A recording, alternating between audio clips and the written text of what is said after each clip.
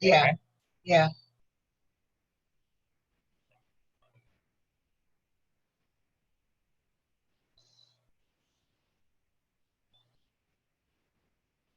Microphones, right? It says you have a. You'll have to wait till it starts. Right. Right. Okay.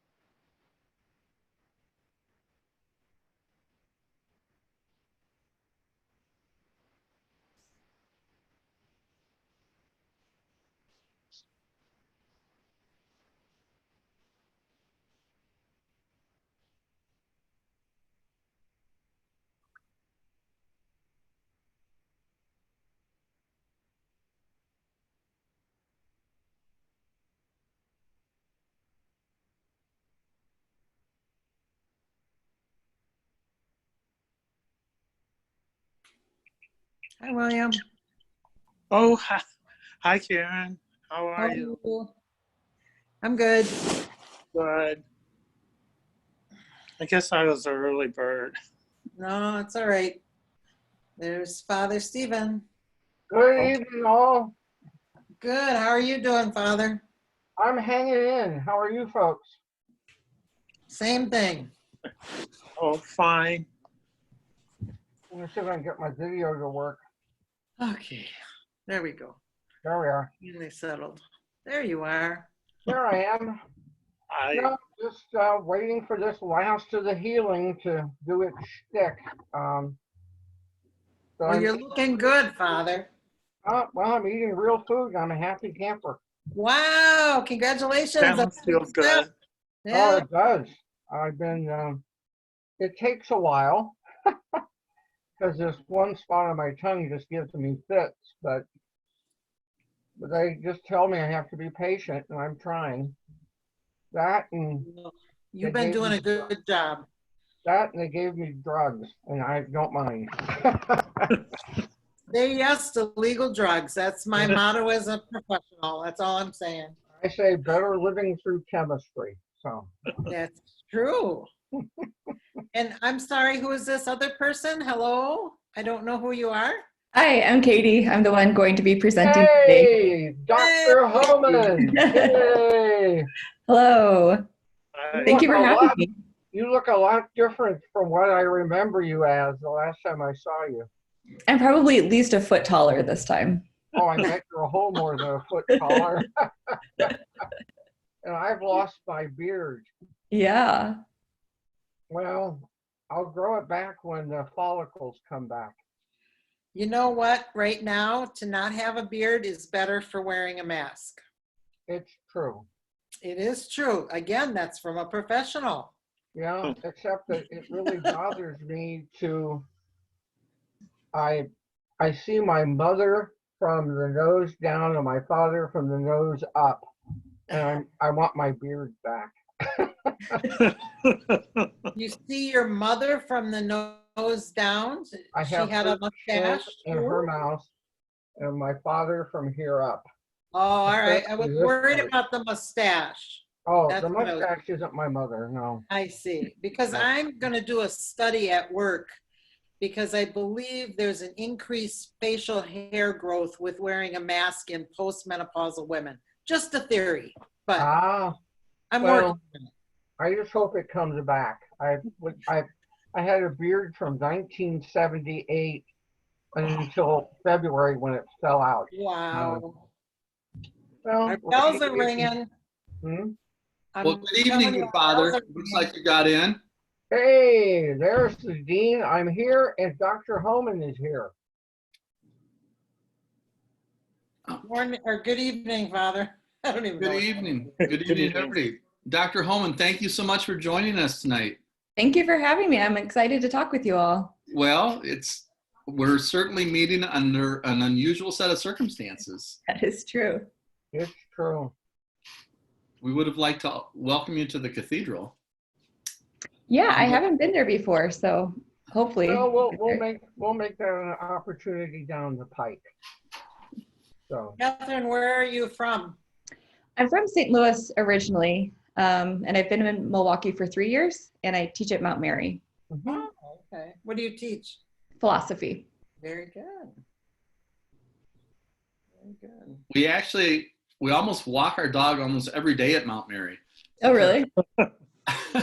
Up the main driveway and down is about that tires the dog out, and it's such a pretty walk. And we live a few blocks away from it. Okay. It is. I love the campus. It's really pretty. it is a lovely campus. And they're moving the sisters from Elm Grove to the campus, aren't they? Yeah, the idea is to build a whole new facility there that'll be intergenerational housing. And so some students will be there and the sisters from Elm Grove will be there. So they're supposed to break ground in July. So we'll see what happens. Hello, can you hear me? Yep. Hi. Hi. Hi, Mariana. Hi, Mariana. Can you see me? No? No. No, I don't know what this No, but we can hear you. Father Peay, how did you get on? You said you got a message that said an invalid link or something like that. What I did was I went back and I just took the meeting ID and I Can you came see into me the now? meeting ID. There you Yes. are, Mariana. Huh? And you just used the number? Mm-hmm. Okay. Et voila, easy. Well, it's 7:02 and we want to try to honor the 1 hour and we want to honor our guest speaker and her material about her background was there, so I'm not going to go through all of that. But I'm very excited to have Dr. Catherine Homan. Joined a meeting, it gave me a screen to put in the numbers and stuff. I'm very excited to have Dr. Catherine Homan here to speak with us about the whole relationship between philosophy, reason, and faith and the search for meaning.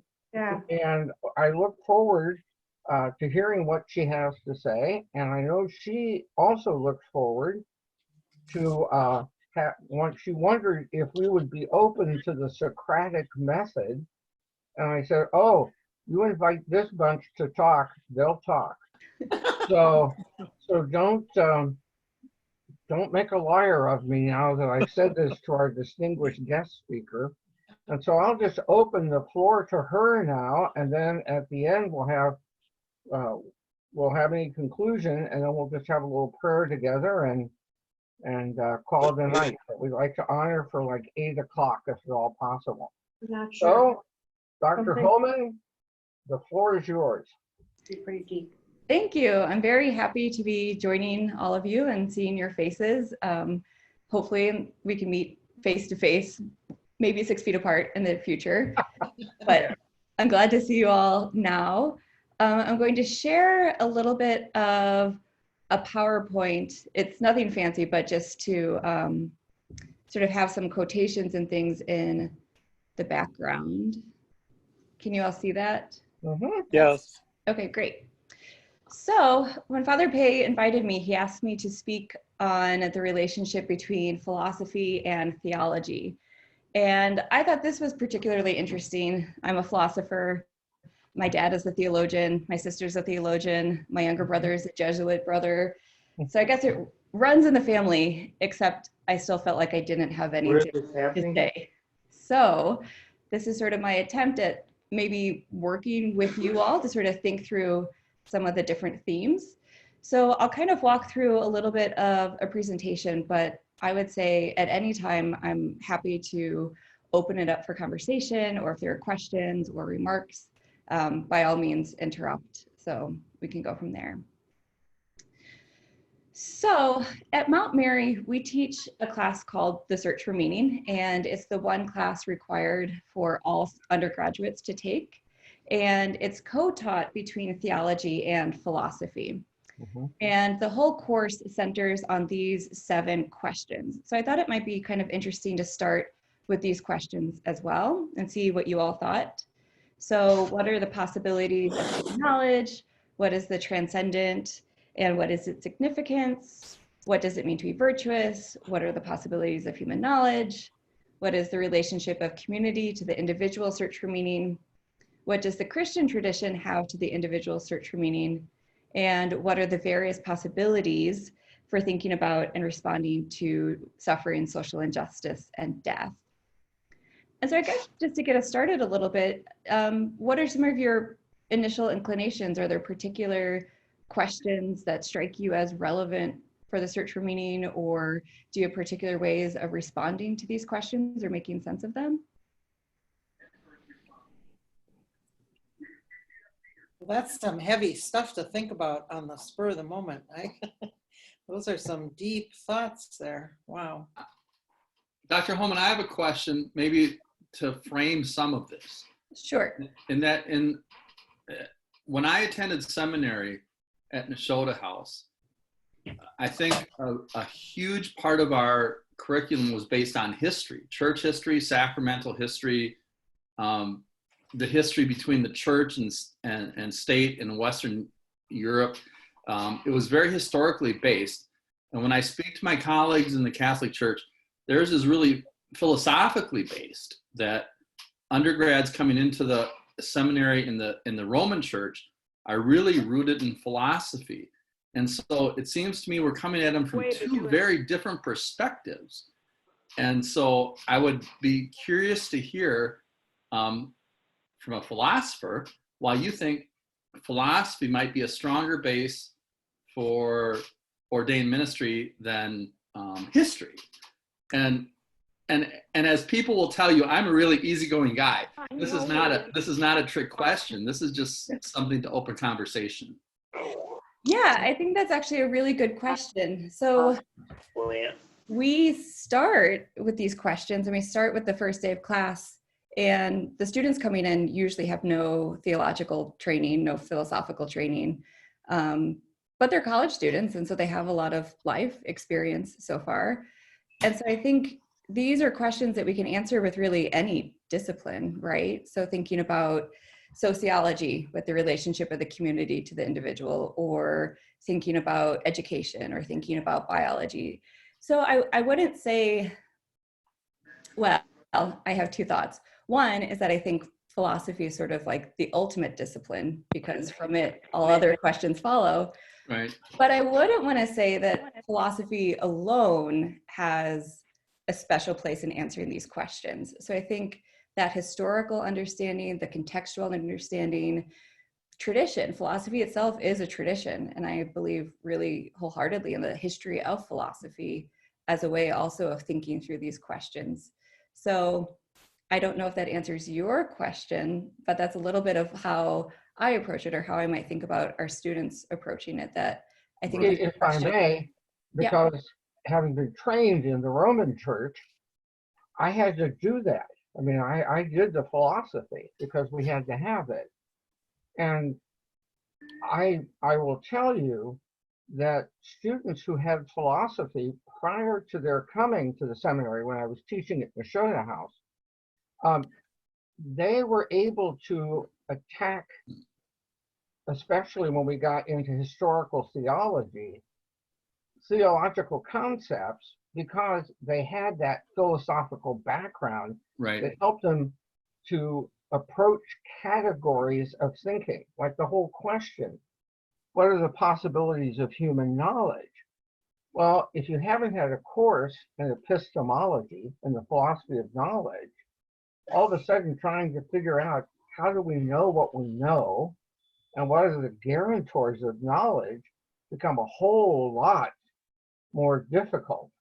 And so I found myself very often, even though it's not my primary discipline, I'm a historical theologian, but I found myself teaching intro to philosophy to some of these people so that we could just move on. And these categories are timeless. And of course, the other thing is, everybody always said that philosophy was the handmaiden of theology. You know, if you don't have philosophy, you can't really do theology. So I'm all for it.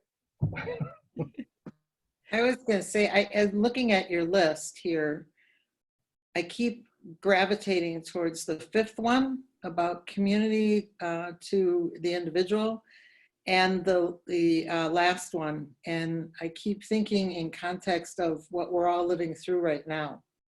And especially in the past couple of weeks with the divergence of, I want to do things as an individual because that's what's right for me versus what's right for the community, or I don't know. Again, I'm coming from a healthcare background, so that tells you where I'm thinking, but those are the two questions on your list here that really stand out to me and in today's meaning for myself. Yeah, do you think that your response to them is different than it would be like 6 months ago? Not a whole lot, truly, because I've always felt that we're such a strong individualistic community culture in America, in the United States, that it stands out from so many other cultures in the world, that now we're in this situation that it's, boy, is that coming to fruition right now. And we're really butting heads on that. So. Yeah, and I think that's like a really interesting point too, of the ways in which our cultural contexts do respond to these questions, right? That there are different historical contingencies, cultural contingencies, other sorts of things at stake as well. And so in many ways, these are very timeless questions, and yet the way we even make sense of them is going to be in many ways culturally dependent. And so I think what the others were suggesting as well, of a lot of what the philosophical work is doing, is looking at what those presuppositions are. Why do we conceive of the individual in particular kinds of ways in the US? And what does that tell us then about how we respond to communities? I think what philosophy does is sort of try to bring out what those different foundations are and think about whether we have justifications one way or another as well. So it's a little bit of what I'm going to talk about too. Any other first thoughts or inclinations?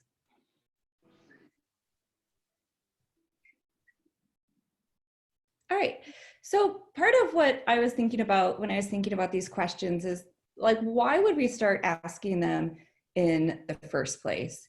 And thinking about why at Mount Mary, I think there are obvious reasons why, but why we would teach theology and philosophy together, and then what that might have to do with our conversation today. And so I was actually thinking about this rather historically and thinking about, well, in the history of philosophy, where do these questions start to arise? And I'm mainly going to focus on the history of Western philosophy because that's what I'm trained in. I think there are really rich and important views from many different world philosophies that I think we should be paying more attention to. Unfortunately, I'm not as versed in those. And so to do them fair service, I wouldn't want to speak out of turn. So I'm going to focus primarily on the Western tradition as we go through. But certainly if anybody has any other insights, I'm open to that too. So one of the first thinkers I thought of was Heraclitus, who was a pre-Socratic philosopher, who said that divine things for the most part escape recognition because of unbelief. And I think that's like a really interesting thing. Heraclitus was really fascinated by the way in which reality both makes itself apparent and also sort of disappears the more we start to question it. So it's sort of things seem really obvious, and yet as we start to dig, we realize we have even less of a hold on it than we might have thought. Then we have Socrates, quite famous historical thinker in the history of philosophy, who says, at least I realize that I'm not wise, right? All of the other people, the craftsmen, the politicians, the poets, they all think that they have a particular kind of knowledge, but when we push against them, it's not quite as obvious that we know what we think that we know. And so Socrates says, well, maybe actually this is just the work of the gods telling me that human wisdom is worth very little, and instead we should focus our attention on divine wisdom. And so with Socrates, we really get this idea of philosophy as the love of wisdom, that I'm constantly seeking it and trying to develop it more. And we might come to the assistance of the gods, but we don't really know. And so at least we're aware of the limits of our understanding. Here are some insights from a poet, Friedrich Hölderlin, who I really like. He was writing in the Romantic period. And he says that philosophy springs from the poetry of an eternal divine state of being. And so in philosophy too, the irreconcilable finally converges again in the mysterious spring of poetry.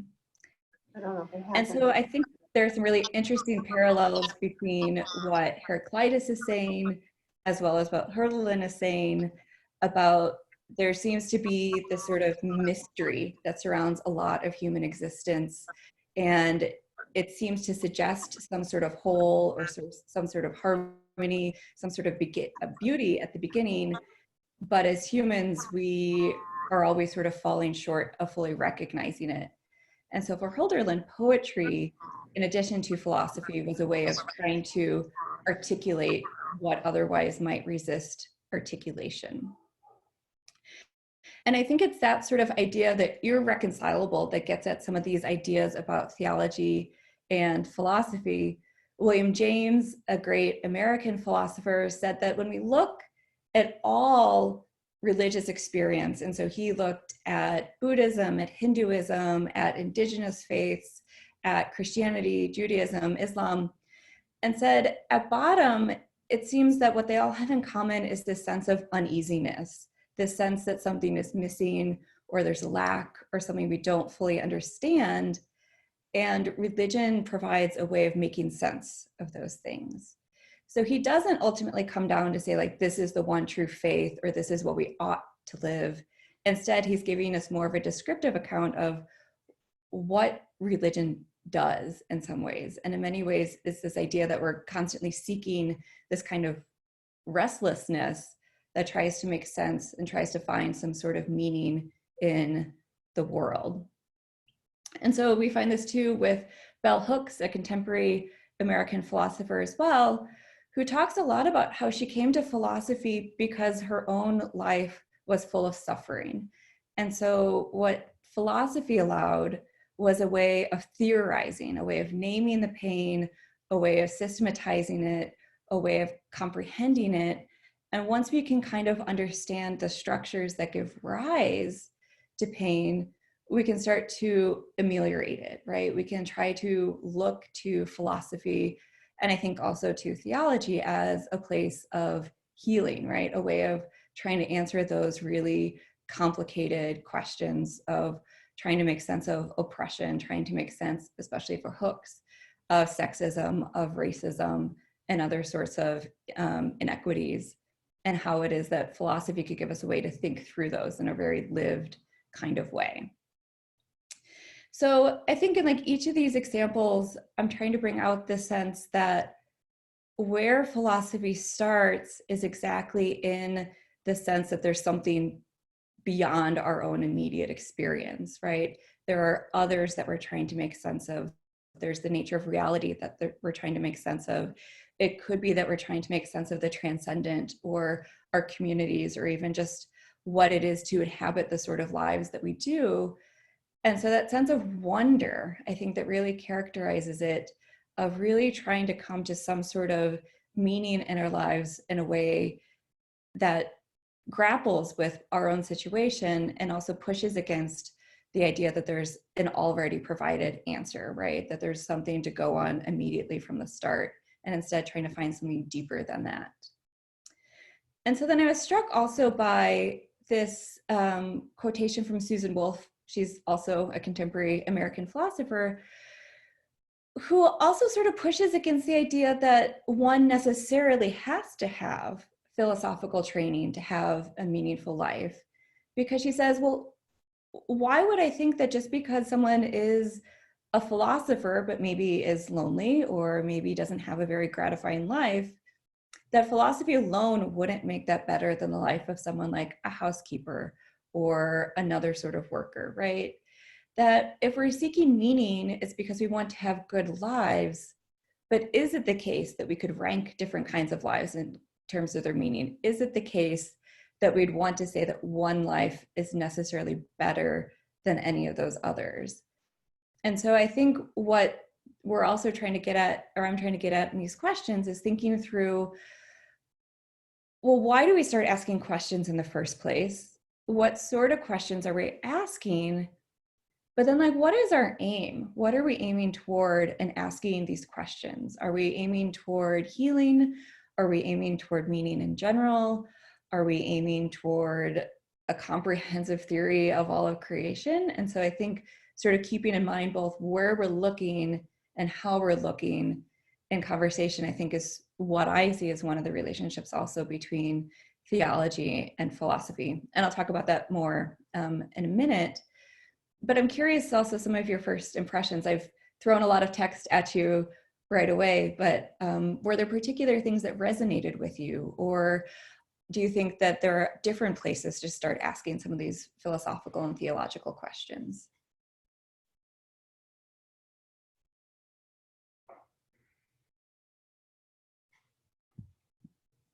Karen, I think you're muted. I was just going to say, unmute yourself before you try to speak.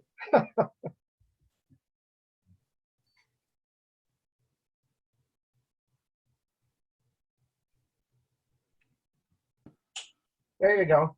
I didn't do that. I don't know who did it, but somebody muted me. I saw that came up and said somebody, anyway, I was on my way home from work today and was listening to NPR, and they were at, I don't remember who was talking, but it was somebody, how they decide the value of a human life. And they said they have valued from a financial perspective, back to this whole issue of do we do for the greater good for health versus the financial crisis that's happening, that a human life is valued at $10 million. And then talking about some of these tough decisions over the last 2 to 3 months that have been made worldwide over, okay, who's going to get the bed in the ICU, or who's going to get the ventilator, who's going to get the greater share of the very, low amount of resources that we have in the hospital today to save a life, and how these very, very relevant, what you're talking about, to what's really happening in the real world right now, and how you value that meaningful life from one person to another. Yeah. I'm done. But I think that's like a really, really important question of, one, like, why should we value lives? And then two, how would we value those lives? And so I think you bring up some really important points there. I was fascinated by the Hooks quote. And what came rushing into my head is, in the Eastern Church, they tend to talk about, they say that we should see Christian faith not as a belief system, but a therapeutic. That ultimately, Christian faith is a way to come forward to heal the nous, to heal the soul. And that should be what we should be looking at that notion of the restoration of wholeness. And there's a thread of that even in Western thought in Augustine, that whole idea that shows up in the Confessions, where he's searching for this missing part of himself. And really what he's talking about is a therapeutic. And I think we, as Christians, when we just say, well, you believe this, and don't stress the effect it's supposed to have, I think we short sell ourselves. And I'm going to have to read her now. That's the last thing my wife wants me doing, is running off and buying another book. But that's I'll see if they have it in the library. Yeah, I think that's interesting, because I mean, a lot of philosophy is about reason and about establishing firm and justified beliefs. But I think there's increasingly the sense too that philosophy is also kind of therapeutic. And so I think also looking at the affective element in addition to the rational element, I think is interesting too, of that ultimately philosophy does begin in the sense that we don't have all the answers. And so there's a way in which then it becomes therapeutic too. But yes, I think everybody should read Bell Hooks. She's terrific. Dr. Homan, as sort of a tangential piece, sometimes it seems to me both philosophy and theology sometimes are trying to quantify the unquantifiable. That sometimes when we look at the concept of a power greater than us, at some point we just have to be able to give it up to the mystery of something that we don't understand. And then where's the boundary in that place? Where do we just have to sometimes put up our hands and say, okay, I just have to trust that there's something greater than that I understand? Yeah, I think that's actually exactly where I'm going with this presentation. So thank you for getting there. And so I think Right. And part of it is the question of where do we find that boundary? How do we know what that boundary is? And I think that's going to be, I mean, I'm most familiar with the Roman Catholic Church, but I think even among that like Catholic intellectual tradition, where that boundary is not necessarily settled among the different philosophers either. And so, and certainly not among the other philosophers. But I think, yeah, that's exactly it as well, that there's this idea that we're trying to make sense, but we're aware in making sense that we have a finite understanding, a finite intellect, a finite way of being in the world. And we're trying to understand reality as it's revealed to us. The theological perspective might include what is revealed as God's revelation, right? Not every philosophical position is going to include the divine or the transcendent or God as part of that revelation. But I think recognizing that what we have access to is what is before us. And so trying to make sense of that. But I think you're right that there's a danger of hubris. And I think that's the one thing that Socrates really pushes as well, of that we should be very careful not to be overly confident in what we can understand or where wisdom can take us. And that it's more wise to recognize that there's something much greater that surpasses us. I had to include this Far Side cartoon because, as I mentioned, my dad is a theologian, and every year for Christmas, I gave him a Far Side calendar when we were growing up. So this is my little nod to him. So, but I think, right, it's like trying to understand the world in different kinds of ways. So what I'm going to do now is turn a little bit to how philosophy and theology have been taken up through sort of the history of philosophy. It's going to be kind of quick and dirty, broad strokes, and we can get into it a little bit more, but I wanted to present just some of the overarching moves that happen in some of these ways of thinking. So one of the main questions is exactly that. Can we discover truth about the existence and nature of the transcendent through our own capacities or without recourse to revelation? So by revelation there, I mean a sort of divine revelation. So can we understand or know anything about the transcendent just using our own intellect, our own reason? What do you think? Can we?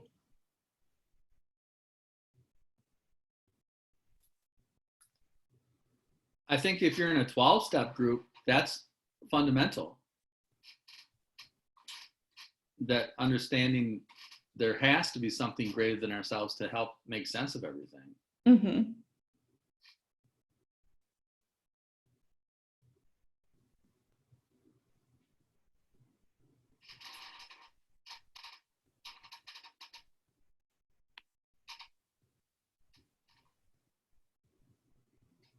Is everybody muted by, is there somebody muting everyone? Because this is very unusual. Are there 12 people on?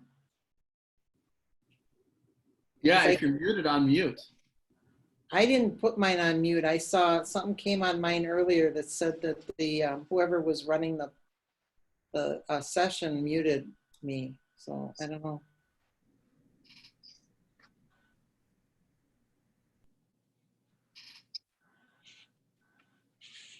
Wow, I'm surprised that others haven't jumped in on this. This is a question I thought folks would just jump all over. It's a hard question though. I think when you have to start thinking about what you can actually think, it's hard. Well, and to be honest, I mean, what immediately when you asked the question, I immediately thought, well, Thomas Aquinas would say, no, you can only go so far, and then you need revelation to get you to the point where you get that fullness. So I have to say I kind of hang with him on that one.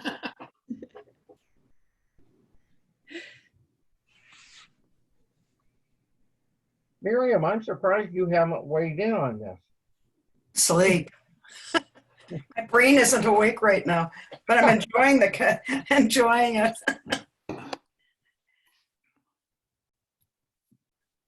It's okay. It's hard enough for me to understand that today is Thursday, I think. It's divine revelation. I think you're in good company there as well. I think it's a lot of work to do philosophy at any time. And I think especially right now, it's a challenge to do. So I'll talk just, and people can jump in, of course, but I'll talk a little bit about some of the different approaches. And so as Father Peay mentioned, Aquinas certainly thinks that we can know some things through reason, but there might be a particular kind of limit.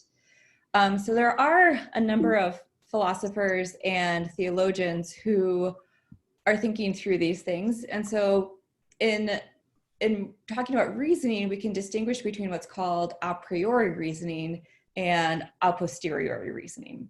Mhm. And so a priori reasoning is that I can use just my own intellect using first principles and definitions and come to a particular conclusion. Whereas a posteriori, that's how it's spelled, is really looking at from experience, what can I conclude based on that? And so a number of thinkers like Plato, Anselm, Avicenna, Aquinas, Averroes, Descartes, Spinoza, Leibniz, Jacob, Kant, right? A lot of philosophers coming out of Christianity, coming out of Judaism, coming out of Islam, are saying that through reason, I can come to some sort of understanding to prove the existence or think about the nature of the transcendent. So Descartes, for example, writes in his meditations that I'm going to use reason to prove the existence of God, because if I use scripture, anyone who's a non-believer is not going to believe scripture as evidence, right? But if I use reason, which everybody has, then they would have to accept what I say. So he goes through these proofs that show that basically you end up with a contradiction if you deny the existence of God. And so Anselm makes similar kinds of arguments. We see that also with Spinoza and Leibniz, that if we look at reason and we go through these different actions, then we can come at least to knowing that there must be a God, and that God must also be perfect, lacking in nothing, right? Must be necessary, must be eternal. We don't necessarily know more than that, right? And so we might know some features like omniscience, omnipotence, omnipresence, etc., but that might be all we can know just through that kind of reasoning. The a posteriori reasoning takes a similar kind of track, but it's saying, well, if we look at our own world, this is Aristotle, for example, we see that everything happens through cause and effect. And so if we see that there is this creation, then there must have been some sort of first thing that created it. But that thing must itself be outside of causation to have been that first cause. And so it must also be eternally there. So Aristotle gives us this idea of the first mover, which is then also taken up by Anselm and others. And so again, that we might be able to come to the conclusion of some attributes, but not necessarily all of that. And so exactly like Father Peay mentioned, Aquinas says there's truths that we can reach through reason, but then there are some that reason alone wouldn't be able to reach. Or Maimonides says, for example, that we can know through reason everything that God is not. So we know God is not finite. We know that God is not imperfect. We know all these negative characteristics. But if there is this eternal, infinite being, our finite understanding cannot understand everything there is about that. And so that's where faith would come in.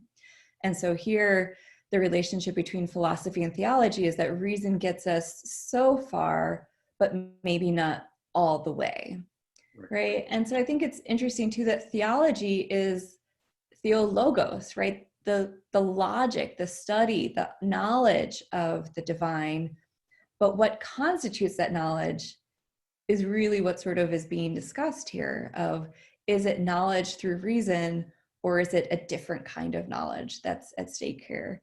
And so for a lot of the tradition, yeah, philosophy was a handmaiden of theology. And Aquinas and also the Arabic theologian philosopher Al-Ghazali would say, philosophy can't contradict what we know to be the tenets of faith. And so Al-Ghazali, for example, thought that most people shouldn't study philosophy because he worried that they'd use philosophy incorrectly and come into contradictions of the tenets of faith. And so for him, it was really important more to find that knowledge through revelation and through what is demonstrated through theology rather than through philosophy. And in some of it, the categories are a little bit different of like what exactly he in particular is talking about in terms of theology. But I think that idea that exactly we are limited in our capacity to reason, and so we should keep that in mind as well. And then there are some philosophers, theologians who say we only have faith. Reason can't really tell us anything. It might give us some insights, but ultimately it's going to be faith. It's going to be religious experience. It's going to be something else that we can't just get at through a cognitive exercise. And then of course there are agnostics and atheists who are going to have different ideas about this. But I think in each of these, there's this sort of sense that there is a higher being and we can come to know something about it, but whether that's through reason or through faith is going to be part of the debate. So now we've walked through a few of those moves. Are there things where you see yourself situated that you would think, yeah, I agree. We know these things through faith alone. We know these things maybe through reasoning about everyday experience, but not very much, or you're still unsure of where you would even see yourself if you had to put yourself in a category?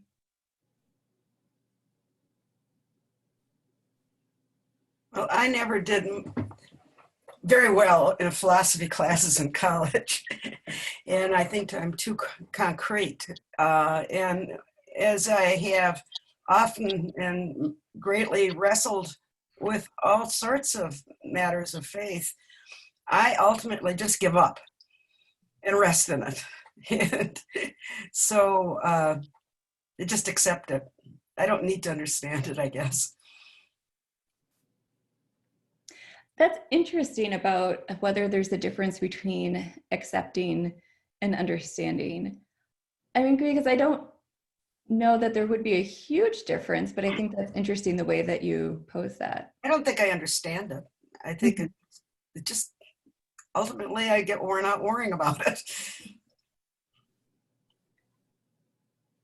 But I think that's an important part too, that both of these have to come back to lived experience, right? And how we are in the world. And so abstracting too far away isn't necessarily going to help us with the actual practice.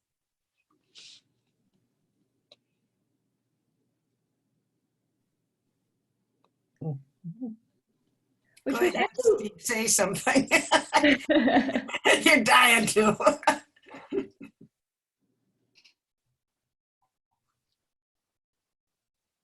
Father Peay? Yes. Say something. I'm just really enjoying this. This is fun. Dr. Homan, do you teach undergrads or graduate students? What's your... I teach undergrads mostly at the intro level. So in a culture where a lot of these young women are coming from unchurched families or dischurched families, when you start presenting material like this, challenging them to think about a power greater than anything they've been presented with, or I mean the notion of God, what's your experience with dealing with the current generation as they kind of start wrestling with these questions maybe for the first time? Yeah, I think it's really interesting because they are coming from a number of different backgrounds. There are a number who are like non-denominational Christian. We have a number of Hmong students. And so thinking about whether these categories make sense in sort of non-Western contexts as well. And then some who are unchurched or students who are atheist. But I think sort of this idea that sort of, to use Father Peay's language, of hanging with the philosophers of like, if we can hang out with them and sort of work through those ideas without necessarily having to commit to them ourselves, then that can still help us reflect back on our own experiences. And so for some students, like this is hard because they've been told precisely not to question their faith. Right. For some, this is a challenge because an idea of a transcendent being is totally new. And that's when I hand them over to the theologian and philosophy. What are the Hmong? What religion are the Hmong? So it sort of depends. So some identify as Buddhist, some practice a sort of what might be considered like an animistic religion, but many of them are coming from areas originally in Vietnam and Laos.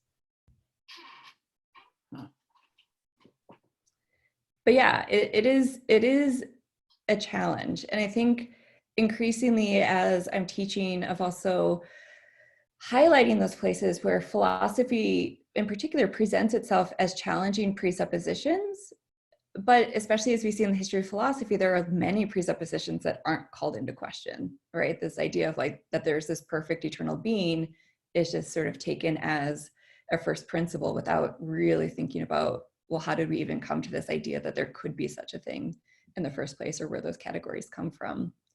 And so I think also trying to draw on other traditions of making sense of these different questions too.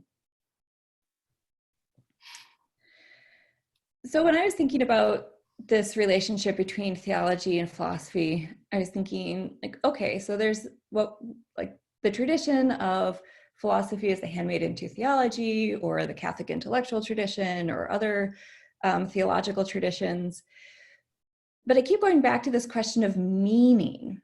And so here we're sort of finding out things about the nature of God or revelation or what we can know or what we can understand. But what does that have to do with meaning? And so my area of philosophy is hermeneutics. And so that's sort of the philosophy of interpretation. And initially it started, I mean, sort of depending on how you do the history, as biblical hermeneutics of how it is that we interpret holy, sacred texts. Do we interpret them literally? How much of the context do we have to know? How do we think about what it even means to say, like, in the beginning was the word, when we're talking about interpreting language? And so I specialize in philosophical hermeneutics, which is sort of how it is that we have any meaning in the first place, and what does language have to do with that? And so I wanted to maybe think about the connection between philosophy and theology a little bit differently than maybe has been presented so far, where it was sort of what reason can do, what faith can do. And I want to go back to this idea of philosophy beginning in the love of wisdom. And so this is a dense quotation from my favorite philosopher, Hans-Georg Gadamer, who writes on philosophical hermeneutics. And basically he says, we start with the very enigmas of the world, that self-knowledge means actually knowing our limits, knowing the fact that we are finite.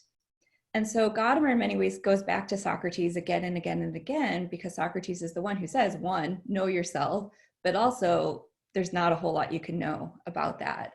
And so really trying to think about those. And one of Gadamer's favorite texts of Plato and with Socrates is the Symposium, where Socrates and a number of others are trying to give an account of love. And what Socrates does is tell a story about the goddess, a priestess Diotima, talking about acquiring knowledge as steps on the ladder of love. That when we first love someone, it's kind of superficial. And then we think, okay, this isn't as satisfying and I want to know more about them and the way they think. So we start looking at things intellectually.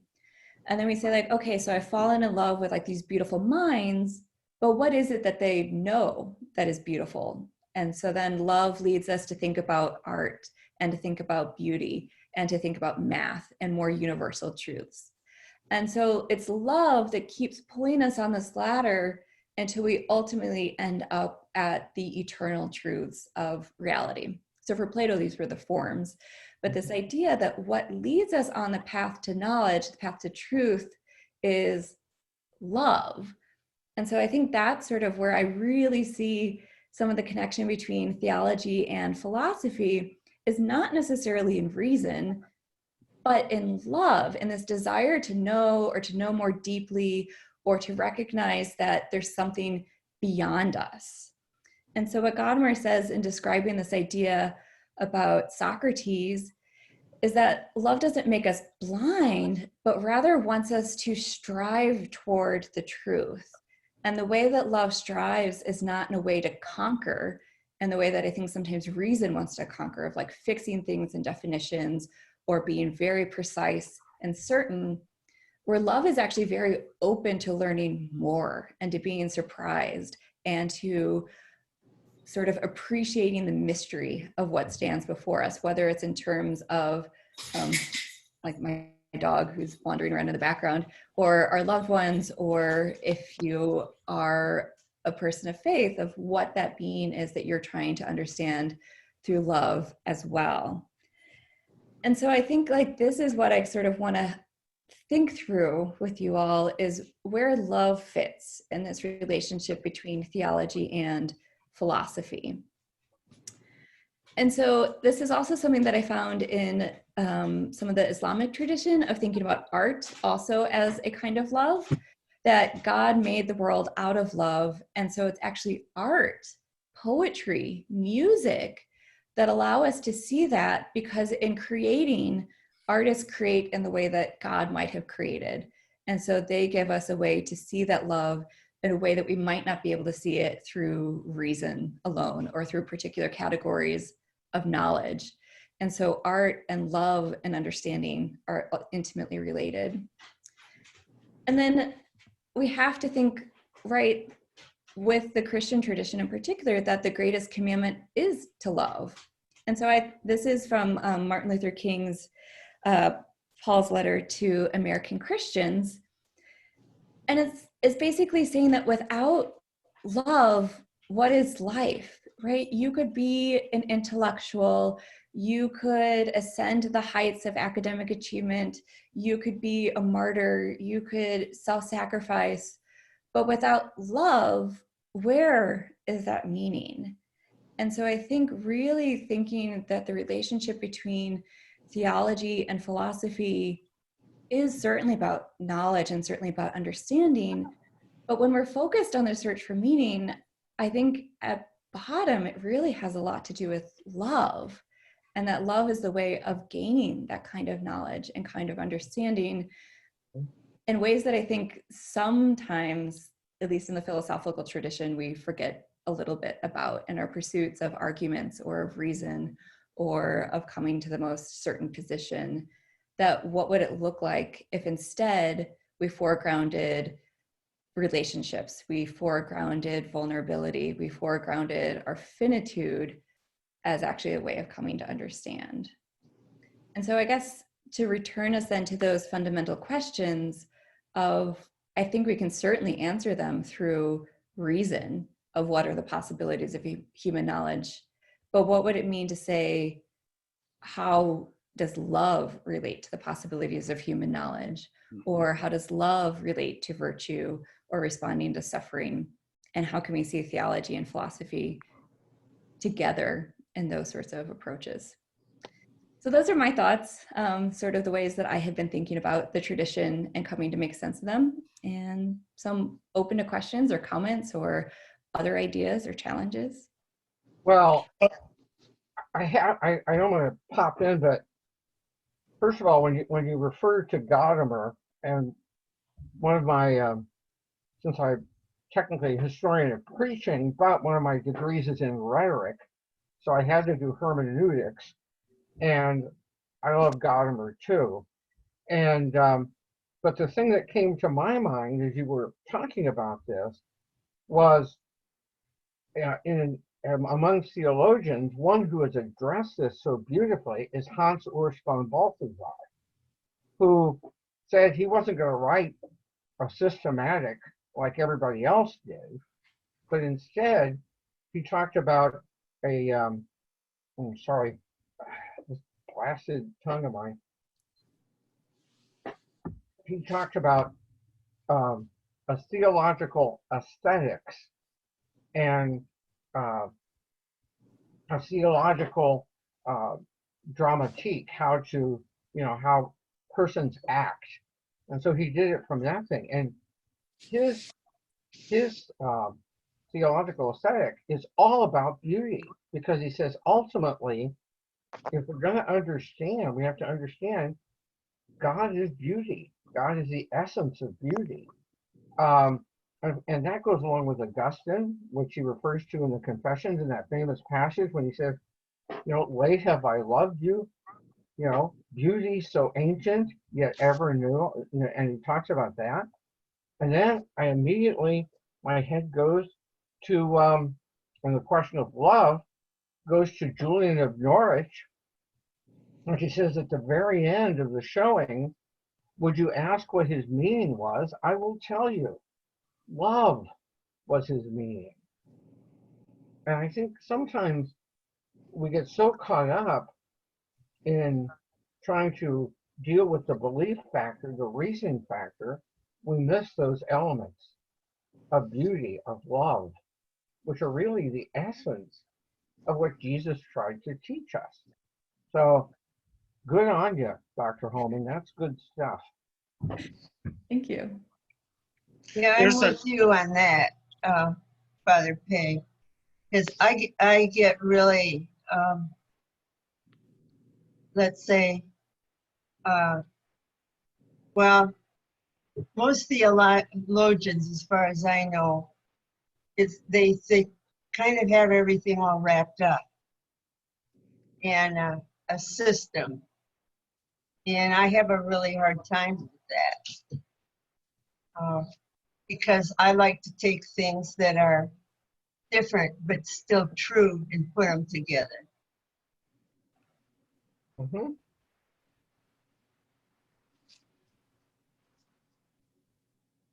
Yeah, I would agree. Sometimes I wonder about the shortcomings of our vocabulary too. I was reading a commentary recently, and it was referring to the King James Bible in 1 Corinthians, where we hear love is patient, love is kind. In the King James version, it's charity is patience, charity is kind, and that seems to have a more communal sort of ideal about, maybe we think of love in terms of romantic love or more individualistic love, because I think that's where our society seems to be. But that love is much more communal. And like Karen referred to in the beginning of this conversation, how we think about the whole of our society in terms of love is so much different sometimes than we seem to hone in on romantic love or really individual forms of love. And that I think maybe the meaning is much broader than our English interpretation of that word lends itself to. What does love mean? What's the definition? Right. Seriously, what is it? There's an Andrew Lloyd Webber song called Love Changes Everything. I don't know if you have heard of it, but I think that love changes everything, like it says in that song. And what, what we spoke about, charity and stuff. And I see that as love, and that changes things. Love changes everything. So that's all I have to say. It changes perspective. Yeah, it changes everything. So. Yeah, when Socrates is talking about the ladder of love, the word that they're using is eros, right? There's something erotic. And I think there's a way in which that's colored in a particular way in our current contemporary context, but this idea of being pulled towards something, right? And so one of the ways in which love changes things is that we can't just be internally focused. We are sort of caught by the other and have to respond to what confronts us or is before us, that it can't just be this internal project, but that there's something else going on as well. Mhm. Because it draws us out of ourselves Right. and into the other and others. I would say when Christian love is really being exercised, I always like to say it has both a horizontal and a vertical effect. Say that again. That Christian love always has a horizontal and a vertical effect. Because as we are connected with God, we connect with those whom God has made, which is why John, who's a great apostle of love, says, how can you say you love God and hate your brother? Right. One of my mentors always said that justice is the public face of love.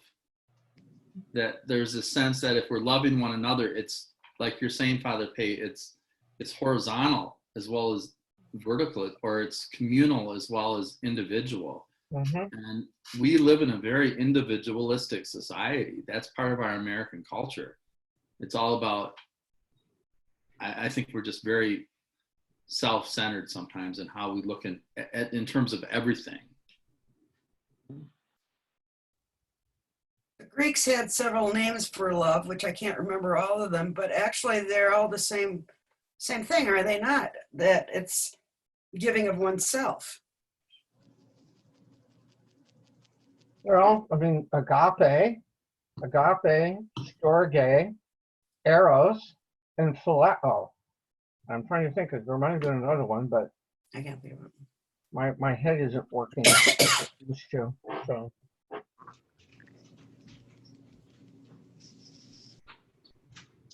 Yeah, but I think that idea of giving of oneself is really interesting, and that I do think that is very much what love is. And I think, like Martin Luther King says, that love without power is just anemic, but power without love is just violence. And so that love is not just nice, but it is this sort of also call to justice, that there's something public about it. Yeah, exactly.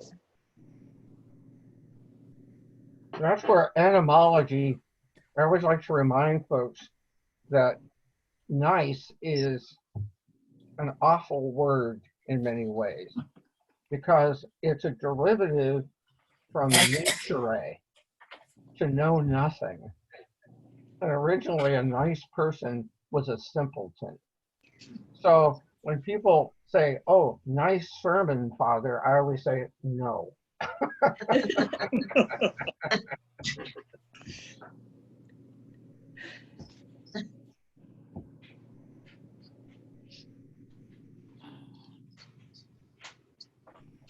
So I think that there are certainly places where we do need reason, right? And we do need ways of trying to understand and process and push against presuppositions and deliberate. But I think those things are best done, like Donald Davidson, another philosopher, says, with a charitable interpretation, right? That there should be a greater good that these are in pursuit of, that doesn't result in just mere theoretical speculation, but is still really focused on that at bottom we're humans, and we're finite humans who want community and want to understand and want to heal.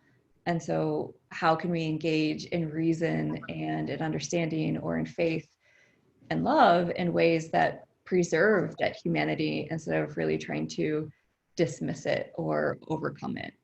Mm-hmm. No.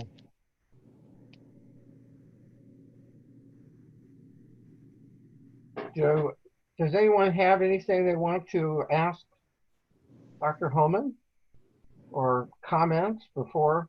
Because I notice our time, and I want to stay true to that and honor the fact that she's given us a wonderful evening's presentation, for which I am grateful. Now it makes me want to go back and reread Gadamer. So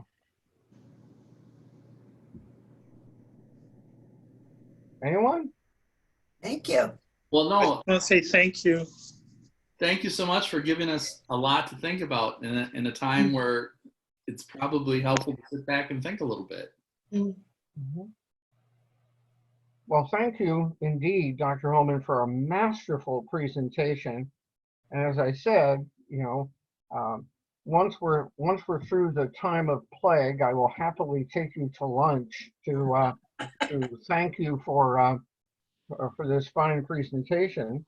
And always feel welcome among our little group at the Cathedral. You're certainly welcome there down on Juneau. To close off our evening, I'd like to use two of the collects from evening prayer to kind of bring us to a close. So let us pray. Most holy God, the source of all good desires, all right judgments, and all just works, give to us, your servants, that peace which the world cannot give, so that our minds may be fixed on the doing of your will, and that we, being delivered from the fear of all enemies, may live in peace and quietness through the mercies of Christ Jesus, our Savior. Amen. Amen. Amen. Keep watch, dear Lord, with those who work or watch or weep this night, and give your angels charge over those who sleep. Tend the sick, Lord Christ. Give rest to the weary. Bless the dying. Soothe the suffering. Pity the afflicted. Shield the joyous. And all for your love's sake. Amen. Amen. Amen. So thank you all. Thank you. Our Cathedral Institute next month will be on the 21st of May, and our speaker will have a panel of folks from the Interfaith Conference of Milwaukee who are going to be speaking to us about faith and ecology. And so I think you'll find it's a lively it'll be a lively evening, and just for fun, it coincides with the traditional Ember Days, when we always, ask God for an abundance of blessing upon the earth and all those who attend it. So May 21st, we'll probably do it by Zoom unless somebody comes up with a miracle between here and there. And again, Dr. Homan, thank you. What a delightful presentation. And thank you all for showing up. Thank you, Dr. Sheltering in place another month? Huh? You have a sheltering in place another month? Well, Yep, the answer if is it works. What, Karen? the answer is yes. Oh. For those of us with compromised immunities, as long as it takes. Yep, you betcha.